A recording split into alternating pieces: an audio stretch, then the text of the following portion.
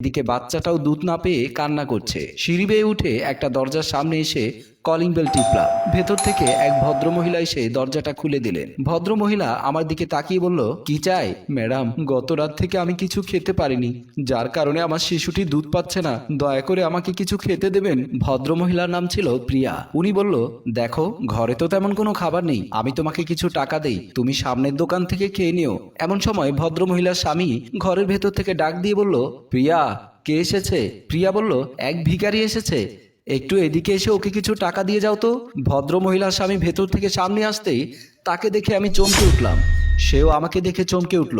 ওনার নাম ছিল নীল। নীল ছিল আমার সাবেক বয়ফ্রেন্ড, যার জীবনটা নিয়ে আমি ছিনিমিনি খেলেছিলাম। নীল আমাকে দেখে বলল, রোজি, তুমি? আমি চোখের পানি ধরে রাখতে পারলাম না। পাশে দাঁড়ানো নীল সাহেবের স্ত্রী প্রিয়া বলল, তুমি ওনাকে চেনো নাকি? নীল বলল, শুধু চিনি না, ভালো করেই চিনি, এই সেই কলঙ্কিনী, যার